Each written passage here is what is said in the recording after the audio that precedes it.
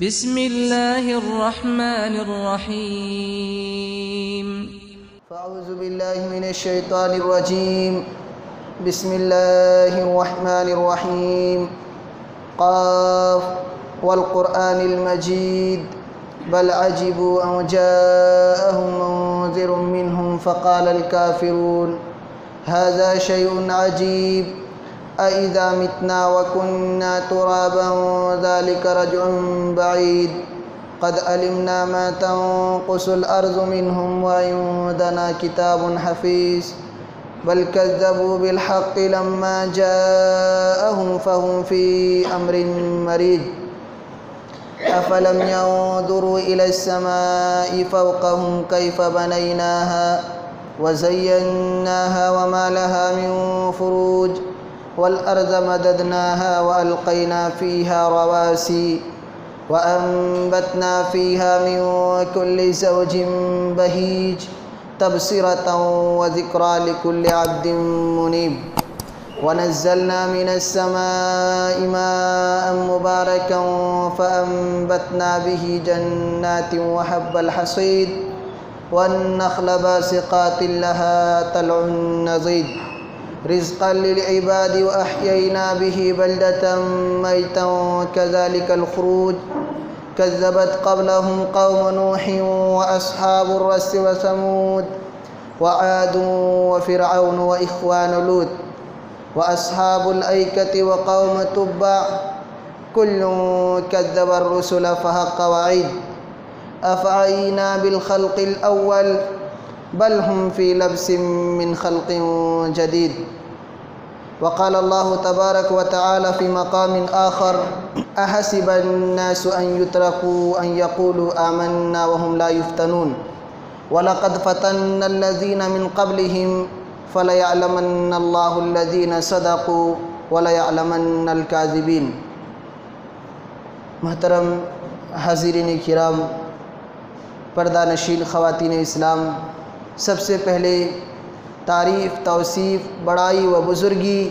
اس اللہ رب العالمین کے لیے لائق اور زیبا ہے جس نے ہم سب کو اس روئے زمین کے اندر پیدا فرمایا اور پیدا فرمانے کے بعد ہماری ضروریات زندگی کا تمام سامان مہیا کیا اور ہماری رشد و ہدایت کے لیے بے شمار انبیاء علیہم السلام کو اس کائنات کے اندر مبعوث فرماتے رہے۔ ان تمام انبیاء علیہم السلام پر درود و سلام کے پھول نچھاور ہوں، بالخصوص ہمارے آخری نبی سرتاج رسول سید الکونین جناب محمد الرسول اللہ صلی اللہ علیہ وسلم پر۔ حاضرین کرام، حمد و صلات کے بعد آج کے اس خطبہ جمعہ میں گفتگو کا عنوان ہے استقامت فی الدین کے روشن نمونے۔ آج کے اس جمعہ میں ہم اپنی بات کی شروعات یہاں سے کرتے ہیں کہ ایک مومن ہونے کے ناطے آزمائشوں کا آنا طے ہے۔ اگر ہم مسلمان ہیں، اگر دین پر عمل کرنے والے ہیں تو یقین مانیے آپ کی زندگی بغیر مصیبت کی چل ہی نہیں سکتی، ورنہ آپ دیکھتے ہیں نام کے مسلمان کتنے ہیں، لاکھوں میں ہیں۔ آج جب یہ مسائل پیدا ہوتے ہیں وہ کسی بھی رنگ میں ڈھل جاتے ہیں کیونکہ اس کے پاس ایمان نہیں ہے۔ نام کا مسلمان تو ہے لیکن ایمان کی اصل دولت سے وہ محروم ہے، شریعت کی اصل فہم سے وہ انسان کوسوں دور ہے۔ اسی وجہ سے حالات کو دیکھتے ہوئے جس رنگ میں دیکھتے ہیں کہ لوگوں کو ڈھل رہے ہیں وہ بھی ڈھلتے چلے جاتے ہیں۔ تو آپ اس بات کو ذہن میں رکھیں کہ اگر آپ دین پر ثابت قدم رہنے والے ہیں تو آپ پر مصیبتیں آئیں گی، ورنہ کتنے ایسے مسلمان ان پر مصیبتیں نہیں آتی، ان کی مصیبتیں ان کو ایسا لگتا ہے کہ یہ ہمارے لیے کوئی مصیبت کی بات نہیں ہے، کیونکہ وہ دین کے اوپر ثابت قدم ہے ہی نہیں، دین و ایمان سے اس کا ناطہ ہے ہی نہیں، عمل سے اس کا کوئی تعلق ہے ہی نہیں، بس صرف کھانے کے مسلمان ہیں اور نام رکھنے کے مسلمان ہیں، اس کے علاوہ کچھ بھی نہیں۔ تو ان کے لیے زندگی میں کوئی پریشانیاں نہیں، زندگی کیسی بھی گزر جائے ان کے لیے سب برابر ہیں۔ لیکن ہم اگر مومن ہیں تو یقین مانیے ہر قدم پر مصیبتیں آئیں گی، ہر قدم پر آپ عبادت کریں گے، لوگ آپ کے دشمن بنیں گے۔ آپ اسلام کی صحیح پہچان لوگوں کے سامنے بیان کریں گے، آپ کے دوست و احباب، آپ کے مخالفین آپ سے ناراض ہوں گے۔ آپ قرآن و سنت کی تبلیغ کریں گے، دنیا میں آپ کے نام کے حساب سے آپ کے دشمن بڑھتے جائیں گے۔ تو آپ دین پر اگر عمل پیرا ہیں، دین کی اگر آپ دعوت دیتے ہیں، اگر دین کی طرف لوگوں کو بلاتے ہیں، تو آپ پر مصیبتیں آئیں گی۔ اور آپ اس سلسلے میں انبیاء علیہ السلام کی زندگی کو دیکھ سکتے ہیں۔ ہر موڑ پر مشکلات کا آنا ضروری ہے۔ اگر ہمارا ایمان مضبوط ہے تو اللہ رب العالمین ہمیں آزماتا ہے، دوسرے بندوں کو نہیں آزماتا جو ایمان میں گر چکے ہیں، جن کا ایمان بالکل مٹ چکا ہے۔ جو نام کے مسلمان ہیں ان کو آزما کر کے کیا کریں گے؟ پہلے سے وہ انسان گرے ہوئے ہیں، پہلے سے اللہ رب العالمین کی پہچان، اس کی عبادت تک کو بھلا چکے ہیں۔ اب اگر اس پر بڑی مصیبت آ جائے تو وہ ہو سکتا ہے دین و ایمان سے ہاتھ دھو بیٹھے۔ اللہ اپنے کامل اور اپنے دین کے اوپر مضبوطی کے ساتھ جمنے والے بندوں کا امتحان لیتے ہیں، ان کو جانچتے ہیں، ان کو پرکھتے ہیں، ان کے درجات کو بلند کرنے کے لیے۔ تو اس بات کو یاد رکھیں کہ ہماری زندگی میں ہر موڑ پر، ہر مقام پر ہم پر مصیبتیں آئیں گی اگر ہم دین کے اوپر قائم ہیں، دین کے اوپر قائم ہیں۔ اور اگر مومن ہونے کے بعد، مسلمان ہونے کے بعد، دین اسلام کو قبول کرنے کے بعد ہماری زندگی میں اگر مصیبتیں نہیں آتی ہیں، مشکلات نہیں آتی ہیں، تو یقین مانیے ہمیں اپنے ایمان کا جائزہ لینے کی ضرورت ہے کہ کہیں ہمارے ایمان کے اندر کھوٹ تو نہیں ہے، کہیں ہمارا ایمان ادھورا تو نہیں ہے، کہیں ہمارے عمل کے اندر کوئی بڑی خرابی تو نہیں ہے۔ کیونکہ اللہ کا یہ قانون ہے، یہ نظام ہے کہ اللہ جس بندے کو اونچا اٹھانا چاہتا ہے، جس بندے کے مقام اور مرتبے کو دنیا میں روشن کرنا چاہتا ہے، آخرت میں اس کی شان کو بلند کرنا چاہتا ہے، اللہ دنیا میں اس کو آزماتا ہے، اللہ دنیا میں اس کو مصیبتوں سے دوچار کرتا ہے ان کے مرتبے کو بلند کرنے کے لیے۔ تو ہمیں جانچنے کی ضرورت ہے اپنے آپ کو کہ اگر مومن ہیں، مسلمان ہیں، پھر بھی ہم پر مصیبتیں نہیں آتی ہیں تو یہ سوچنے کی ضرورت ہے، سوچنے کی ضرورت ہے۔ تو اس بات کو یاد رکھیں ہم اور آپ کہ اگر ہم پر مصیبتیں نہیں آتی ہیں تو ہم دین کے اندر کامل نہیں ہیں، ہمارے ایمان کے اندر کہیں نہ کہیں خرابی ہے، کہیں نہ کہیں خرابی ہے۔ اور استقامت فی الدین انسان صرف کہہ دینے سے نہیں ہو سکتا ہے، استقامت دین کے اندر اسی وقت ہو سکتی ہے جب انسان دین کے تمام احکام پر مضبوطی کے ساتھ عمل پیرا ہو۔ ایک انسان اپنے آپ کو یہ کہتا ہے کہ صرف ہم نماز پڑھ رہے ہیں اس لیے دین اسلام پر ہم قائم ہیں، ہرگز نہیں۔ اگر آپ کے معاملات صحیح نہیں ہیں، اگر والدین کے ساتھ آپ کا رویہ صحیح نہیں ہے، اگر کاروبار اور تجارت میں آپ کا لین دین صحیح نہیں ہے، گفتگو کا انداز آپ کا صحیح نہیں ہے، دین اسلام سے کسی بھی معاملے میں اگر ہم اور آپ ہٹ گئے تو یقین مانیے وہ استقامت سے ہٹ گئے، وہ استقامت پر نہیں ہے، دین اسلام پر ثابت قدم وہ نہیں ہے، اس لیے کہ ان کا معاملہ قرآن و سنت کے حساب سے نہیں ہے، ان کی زندگی قرآن و سنت کی روشنی میں نہیں گزر رہی ہے، اس لیے وہ انسان یہ نہیں کہہ سکتا ہے کہ میں دین پر ثابت قدم ہوں۔ اس لیے دین پر ثابت قدم ہونے کے لیے ضروری ہے کہ عبادتوں میں بھی پکے ہوں، معاملات میں بھی پکے ہوں، والدین کی خدمت میں بھی سب سے آگے ہوں، اور دنیا کے تمام معاملات ہیں، تمام آداب زندگی کے معاملات کو قرآن و سنت کے دائرے میں رہ کر کے انجام دینے والے ہوں، تبھی انسان استقامت اختیار کر سکتا ہے، تبھی وہ کہہ سکتا ہے کہ ہم دین کے اندر استقامت اختیار کرنے والے ہیں، ہم دین پر ثابت قدم رہنے والے ہیں۔ تو ہم یہ آپ کے سامنے بتانا چاہتے ہیں کہ جو انسان اللہ کی نگاہ میں سب سے زیادہ محبوب ہوتا ہے، مصیبتیں سب سے زیادہ اسی کے اوپر آتی ہیں۔ اور یہ میری اپنی جانب سے رائے نہیں ہے، اللہ کے رسول صلی اللہ علیہ وسلم فرماتے ہیں اشد الناس بلاء الانبیاء ثم الامثل فالامثل، کہ دنیا میں سب سے زیادہ اگر کسی کے اوپر مصیبتیں آئی ہیں، سب سے زیادہ کسی کو اگر ستایا گیا ہے تو انبیاء علیہ السلام ہیں، سب سے زیادہ ان کو تکلیفیں ملی ہیں۔ تو وہ اللہ کی نگاہ میں سب سے معزز ہیں، قرآن کریم کی آیاتیں بھری پڑی ہیں، ان کی تعریف میں، ان کی قربانیوں میں اللہ رب العالمین نے قرآن کی کئی آیتیں نازل کی ہیں، لیکن پھر بھی حدیث کہتی ہے کہ سب سے زیادہ مصیبتوں سے دوچار ہونے والے انبیاء علیہ السلام۔ یہی وجہ ہے ان کی مصیبتوں اور قربانیوں کی وجہ سے اللہ نے دنیا میں ان کو یہ مقام دیا، ان کا اونچا نام اللہ رب العالمین نے دنیا کے سامنے رکھا۔ پھر حدیث کہتی ہے ثم الامثل فالامثل، پھر انبیاء علیہم السلام کے بعد انبیاء علیہم السلام کے زندگی کو، ان کی حیات کو اپنے سامنے رکھ کر کے جو اس سانچے میں سب سے زیادہ ڈھل جائیں گے، جو اس روش پر سب سے زیادہ چلیں گے، دین پر سب سے زیادہ مضبوطی کے ساتھ عمل کریں گے، اس انسان پر سب سے زیادہ تکلیفیں آئیں گی۔ تو انبیاء علیہم السلام کے بعد اس قوم کے صالحین ہیں، اس قوم کے وہ لوگ ہیں جن کو اللہ رب العالمین نے پرہیزگاری اور تقوی کی دولت سے مالا مال کیا ہے، جن کو اللہ رب العالمین نے اس دنیا کے اندر اونچا مقام عنایت کیا ہے، بزرگی کی دولت سے مالا مال کیا ہے۔ دنیا کے اندر انبیاء علیہم السلام کے بعد ان صلحاء کو سب سے زیادہ ستایا جاتا ہے۔ تو قربانیوں سے ہمیں مقام ملتا ہے، قربانیوں سے دنیا اور آخرت میں سربلندی ملتی ہے، قربانیوں سے اللہ رب العالمین کی نگاہ میں ہمارا مرتبہ بلند ہوتا ہے، قربانیوں سے دنیا والوں کے سامنے ہمارا نام باقی رہتا ہے۔ تو یہ دین کی خاطر قربانیاں دینا بہت ضروری ہے، تبھی جا کر کے دنیا کی تاریخ میں ہمارا نام باقی رہے گا۔ یہاں اللہ کے نبی صلی اللہ علیہ وسلم نے یہ بات کہی کہ جو سب سے زیادہ مضبوط ایمان والے ہیں، جو سب سے زیادہ اللہ کے محبوب ہیں، ان کو اللہ تعالیٰ سب سے زیادہ آزماتا ہے۔ تو ایک اصول اور ضابطہ ہم اور آپ سمجھ گئے ہوں گے کہ اگر مصیبتیں ہم پر آتی ہیں تو اس میں گھبرانے کی کوئی ضرورت نہیں ہے، پریشان ہونے کی کوئی ضرورت نہیں ہے۔ اللہ تعالیٰ کے حبیب صلی اللہ علیہ وسلم نے فرمایا کہ مصیبتیں انسان کے ایمان کے حساب سے اس پر آتی ہیں، جیسا ایمان رہتا ہے، جیسے دین کے اندر مضبوطی ہوتی ہے، اسی حساب سے اللہ ان کو آزماتا ہے،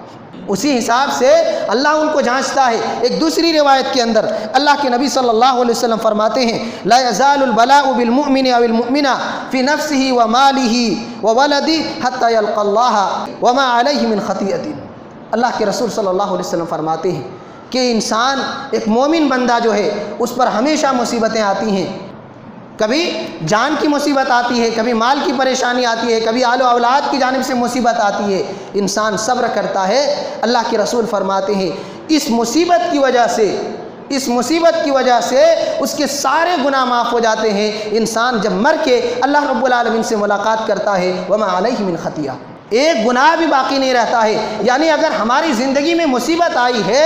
تو یہ ہمارے لیے رفع درجات کا سبب ہے، یہ ہماری زندگی اور آخرت میں ہمارے درجات کی بلندی کا سبب ہے، اس لیے ہمیں مصیبتوں سے گھبرانا نہیں چاہیے۔ یہ حدیث ہمیں پیغام دیتی ہے کہ ایک مومن مصیبتوں کا مقابلہ کرتا ہے، مصیبتوں پر صبر کرتا ہے، مصیبتوں کو دیکھ کر، پریشانیوں کو دیکھ کر گھبراتا نہیں ہے، کیونکہ وہ جانتا ہے یہ مصیبت اللہ کی جانب سے ہے، یہ پریشانی اللہ کی جانب سے ہے، اور یہ مصیبت کا آنا ہمارے لیے جنت میں جانے کا ایک بہترین ذریعہ اور سبب اللہ رب العالمین نے اس کو بنایا ہے۔ کیونکہ گناہ سب مٹ جائیں گے، خطائیں سب معاف ہو جائیں گی، اب ایک ہی راستہ بچے گا، ہماری نیکیاں ہوں گی اور یہ نیکیاں ہمیں جنت تک لے کر جائیں گی۔ اس لیے اس بات کو یاد رکھیں، تمام بھائیوں سے گزارش ہے کہ اس بات کو یاد رکھیں، کبھی بھی آپ کے اوپر مصیبت آتی ہے، آپ کے بال بچوں پر مصیبت آتی ہے، آپ کے جائیداد کم ہو جا رہے ہیں، کاروبار میں نقصان ہوا ہے، کہیں اور زیادہ جا کر کے آپ کو ایکسیڈنٹ ہونے کی وجہ سے تکلیف ہوئی ہے، کوئی بھی مصیبت آپ کی زندگی میں آ رہی ہے، ہماری قوم کے اوپر مصیبت آ رہی ہے، تو اس بات کو آپ یاد رکھیں کہ یہ ہمارے گناہوں کو مٹانے کے لیے اللہ رب العالمین ہم پر مصیبتوں کو لاتا ہے۔ اس لیے ذرہ برابر بھی گھبرانے کی ضرورت نہیں، پریشان ہونے کی ضرورت نہیں ہے، کیونکہ اللہ رب العالمین نے ہمارے لیے جنت میں داخلے کا ایک سبب پیدا کر دیا ہے ان مصیبتوں کو نازل کر کے۔ اور جو لوگ دین کے اوپر ثابت قدم رہتے ہیں تو دو گھڑیوں میں دین پر ثابت قدمی اس کو بڑا فائدہ دیتی ہے۔ دو گھڑی ایسی ہیں کہ انسان، بڑے سے بڑا انسان جب اس وقت سے ملاقات کرتا ہے گھبرا جاتا ہے، اس وقت سے جب ان کی ملاقات ہوتی ہے انسان بے چین ہو جاتا ہے، لیکن جس نے دین پر ثابت قدمی اختیار کی، دین پر آخری سانس تک مضبوطی کے ساتھ جمے رہے، اللہ رب العالمین ان مشکلات میں، ان مشکل اور سخت ترین گھڑیوں میں اللہ تعالیٰ ان کو ثابت قدمی نصیب فرماتا ہے۔ پہلی گھڑی ہے موت کے وقت، یہ ایسا وقت ہے کہ انسان کے روح قبض کرنے کی جب گھڑی آتی ہے، فرشتے جب آتے ہیں انسان کو معلوم ہو جاتا ہے کہ ہمارے ساتھ آگے کیا کچھ ہونے والا ہے، فرشتے ہمارے ساتھ کیا برتاؤ کرنے والے ہیں، ہمارا ٹھکانہ کیا ہونے والا ہے۔ قرآن کریم نے بھی اس جانب اشارہ کیا ہے کہ انسان موت کے وقت، موت کے بعد کے مراحل کو دیکھنے لگتا ہے، فرشتوں کو دیکھتا ہے، اپنے انجام کو دیکھتا ہے۔ اللہ تعالیٰ ایسے موقع پر اس انسان کو جو دین پر ثابت قدم رہتا ہے وہاں اللہ تعالیٰ مضبوطی عطا کرتا ہے، وہ انسان گھبراتا نہیں ہے، خوش ہوتا ہے، کیونکہ قرآن نے کہا ہے کہ جب مومن بندے کے پاس ہمارے فرشتے جاتے ہیں ان کی روح کو قبض کرنے کے لیے پہلے سلام کرتے ہیں، جنت کی بشارت سناتے ہیں، اللہ رب العالمین کی رضامندی کی خوشخبری دیتے ہیں، تو یہاں اللہ رب العالمین کے بندوں کو انعامات کی خوشخبریاں یہیں سے ملنے لگتی ہیں۔ تو موت کے وقت انسان اپنے انجام کو دیکھتا ہے۔ اس موقع پر اللہ رب العالمین نے کہا کہ ہمارے وہ بندے جو ہمارے دین پر ثابت قدمی اختیار کرتے ہیں ہم ان کو ایسے موقع پر گھبرانے سے، خوف زدہ ہونے سے بچا لیتے ہیں۔ اور دوسری گھڑی ہے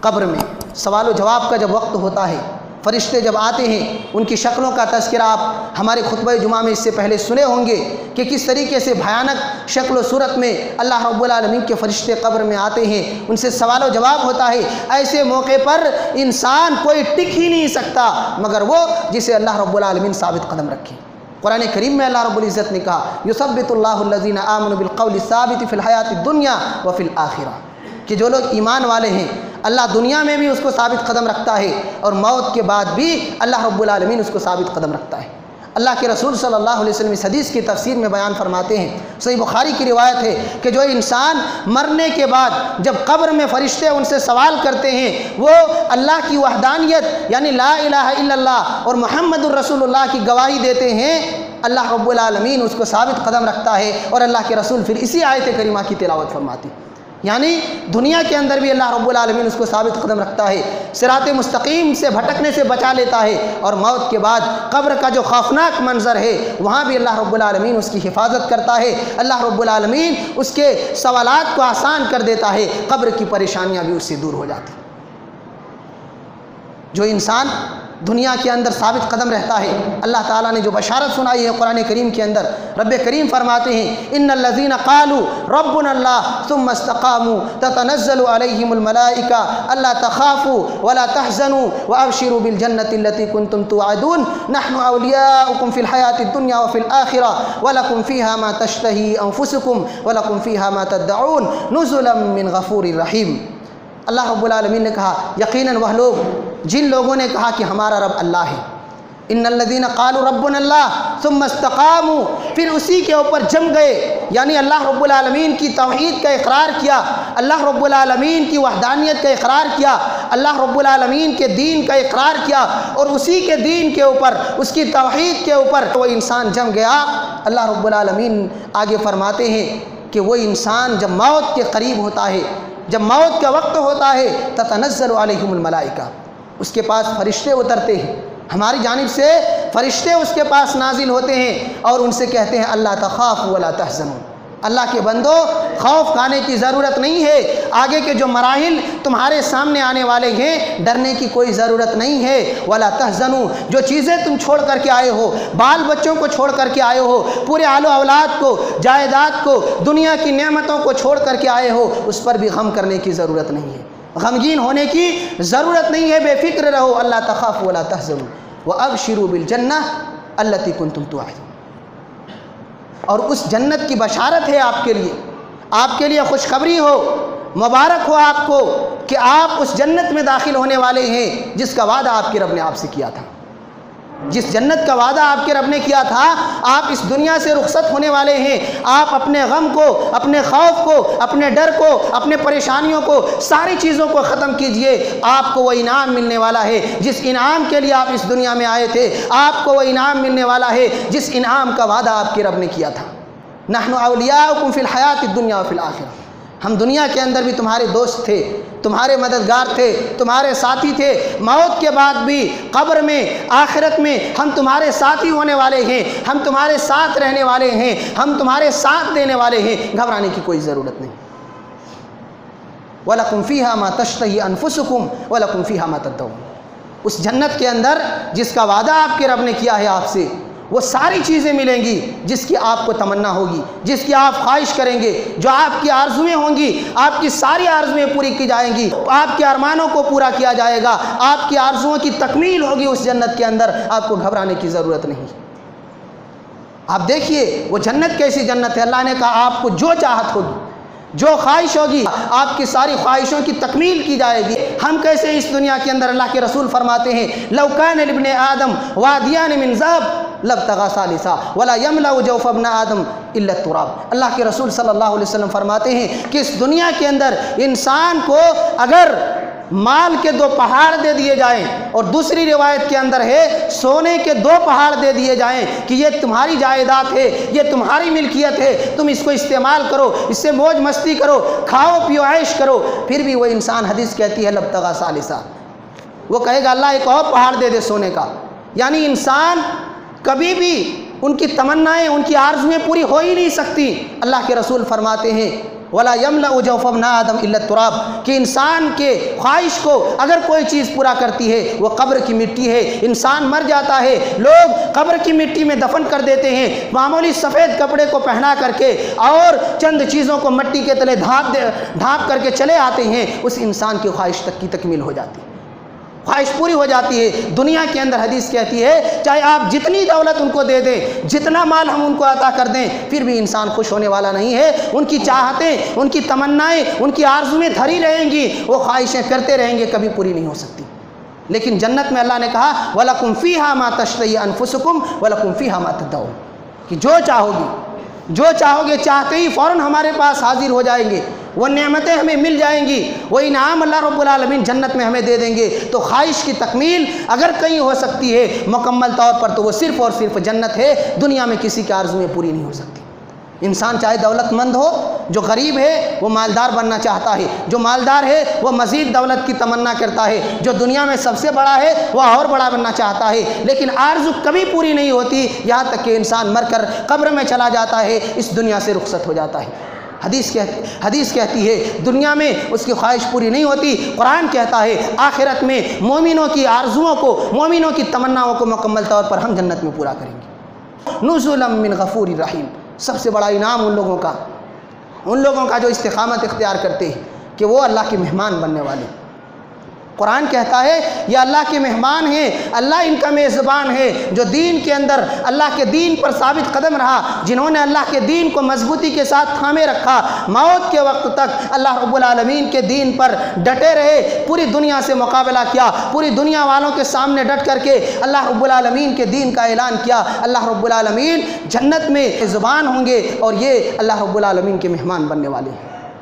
تو قرآن کریم نے کتنے فائدے ذکر کیے۔ موت کی پریشانی، انسان اگر دین پر ثابت قدم رہے، موت کی پریشانی ان سے ختم ہو گئی، موت کے بعد کے مراحل کو اللہ نے آسان کر دیا۔ جنت میں مختلف انعامات ہیں، انسان کی خواہش کے مطابق انہیں انعامات سے نوازا جائے گا، اور سب سے بڑا انعام اللہ رب العالمین کے مہمان ہیں، اللہ ہماری میزبانی کرنے کے لیے ہمیں جنت میں بلائیں گے، اور یہ اس سے بڑی دولت ہمیں اور کیا مل سکتی ہے۔ اب آئیے چند جو واقعات ہیں اس سلسلے میں، روشن واقعات جو ہماری زندگی میں ہم جس سے سبق حاصل کر سکتے ہیں۔ ایک مشہور واقعہ ہے اصحاب الاخدود کے نام سے، قرآن کریم کے اندر سورہ بروج ایک سورت ہے جس میں اللہ رب العالمین نے اس واقعے کا تذکرہ کیا ہے۔ اللہ کے رسول صلی اللہ علیہ وسلم فرماتے ہیں، صحیح مسلم کی روشنی میں نبی کریم صلی اللہ علیہ وسلم نے ارشاد فرمایا کہ پچھلے زمانے میں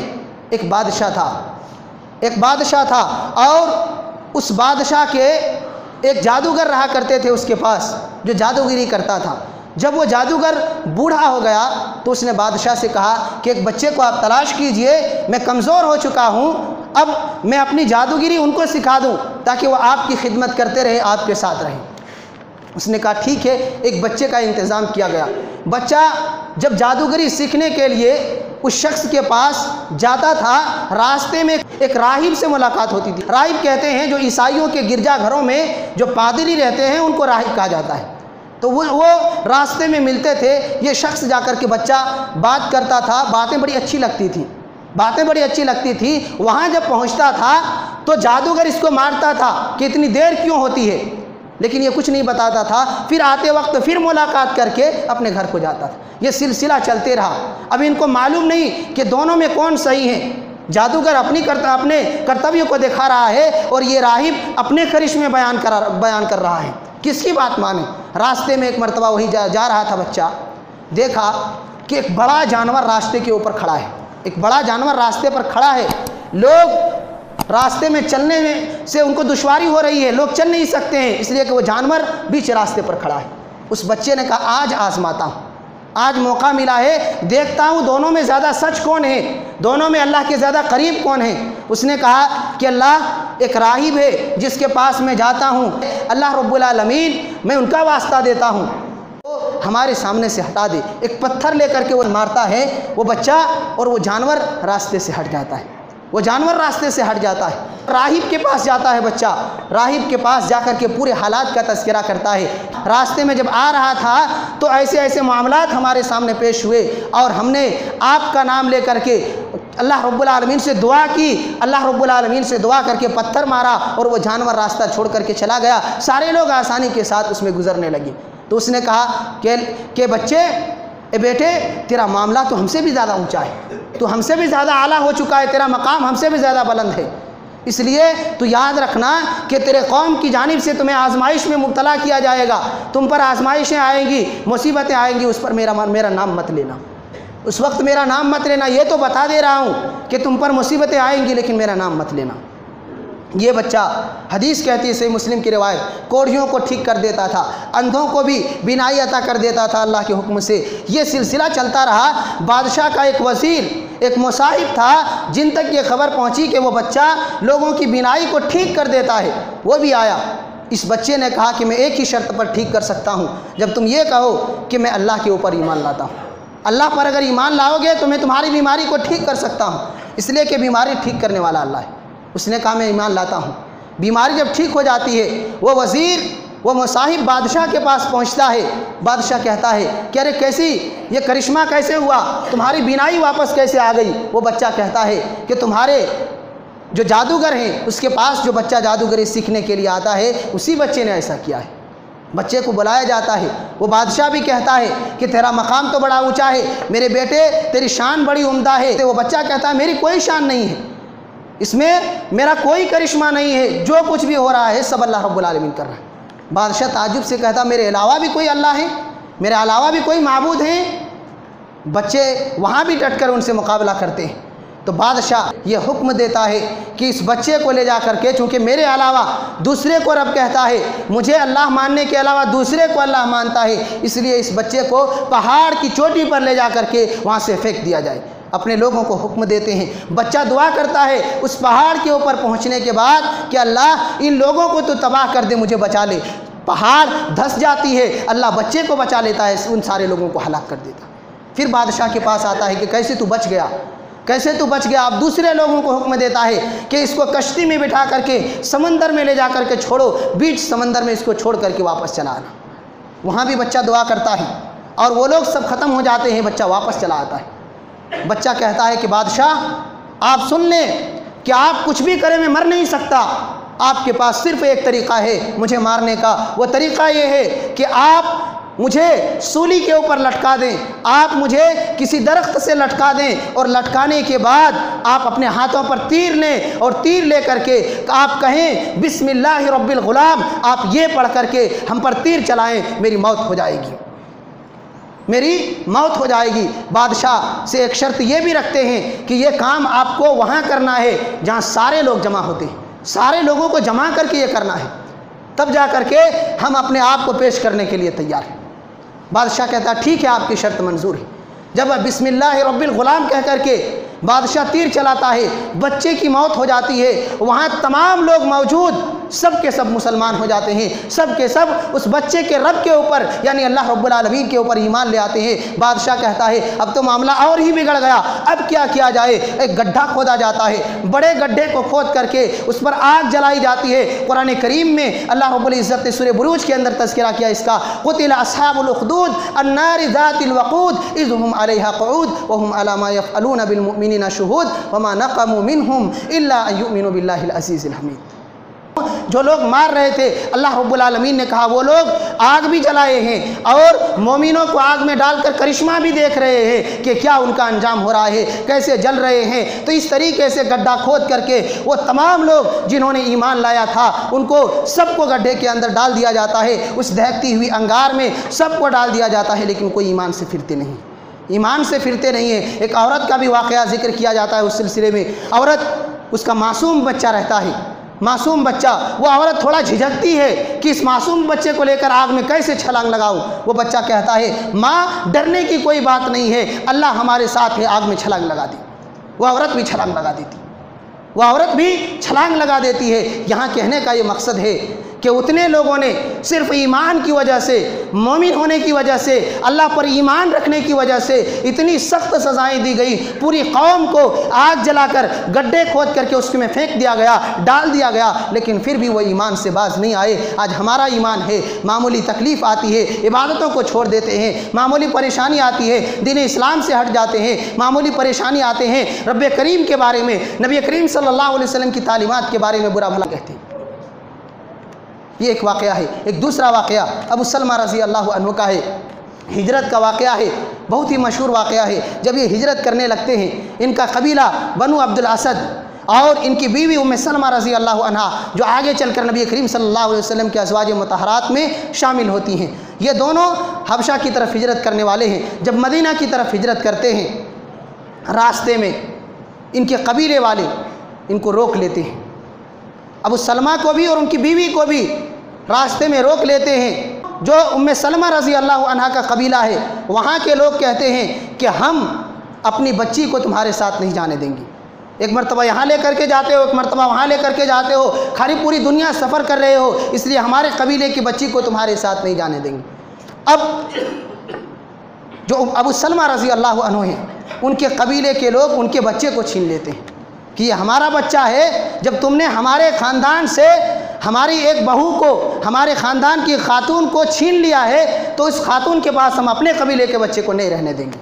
बच्चे को वो छीन लेते हैं, तीनों अलग हो गए। अबू सलमा रज़ी अल्लाह अन्हु हिजरत करके मदीना चले गए, उनके बीवी उम्मे सलमा रज़ी अल्लाह अन्हा अपने कबीले में उनके लोग ले गए और उनके बच्चे को अबू सलमा रज़ी अल्लाह अन्हु के ख़ानदान वाले ले गए। उम्मे सलमा ख़ुद बयान करती है कि उस दिन के बाद से जिस मकाम पर हमारी जुदाई हुई थी, रोज़ाना सुबह में जाती थी और शाम तक बैठ करके अपने शौहर का और अपने बच्चे का नाम लेकर उनको याद करके दिन भर रोती रहती थी। शाम होता था, रो करके थक करके घर को वापस आती थी। रोज़ाना यही सिलसिला चलता रहा, यहाँ तक कि एक मेरे चचेरे भाई ने हमें देखा, हमारी हालत को देखकर हमारे कबीले वाले से और अब उसके हमारे जो शौहर के कबीले थे, दोनों लोगों से बात की और मुझे हिजरत की इजाज़त मिल गई। मेरा बच्चा भी मुझे मिल गया और रास्ते में हज़रत उस्मान बिन तलहा रज़ी अल्लाह अन्हु सफ़र के साथी हैं और इंतहाई दयानतदारी और अमानतदारी का सबूत देते हैं। जब दरख्त के सामने ऊँट को बैठाते हैं, वो खुद जाकर के किसी दूसरे दरख्त के सामने आराम करते हैं, उनको यहाँ छोड़ देते हैं, ऊँट को दूसरी जगह बांध देते हैं,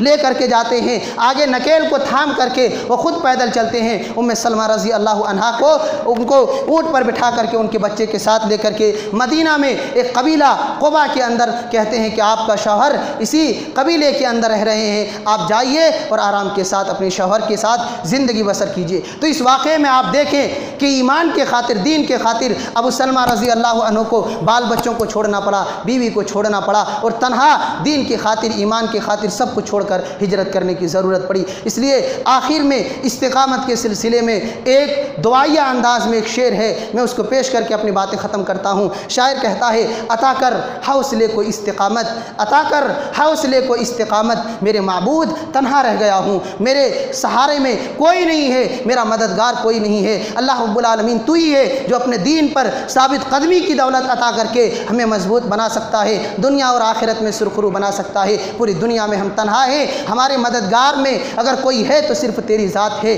इसलिए हम और आप अल्लाह के दीन पर साबित कदम रहें, पूरी दुनिया से मुकाबला करें, दीन पर अमल पैरा होने की वजह से जो मुसीबतें आए, तकलीफ़ें आए, उस पर सब्र करें, बर्दाश्त करें और आखिरत के रास्ते के लिए, आखिरत की ज़िंदगी के लिए बेहतरीन ज़ादे राह को इस दुनिया के अंदर तैयार करके रखें تاکہ آخرت کی زندگی سرخرو ہو۔ یہ چند باتیں تھیں آج کے اس خطبہ جمعہ میں۔ اللہ رب العالمین سے دعا ہے کہ اللہ رب العالمین تو ہم تمام لوگوں کو دین کے اندر آخری سانس تک استقامت اختیار کرنے کی توفیق عطا فرما۔ پروردگار عالم صحابہ کرام کے منہج پر، سلف صالحین کے منہج پر چلتے ہوئے آخری سانس تک دین حق کے اوپر قائم و دائم رہنے کی توفیق عطا فرما، آمین۔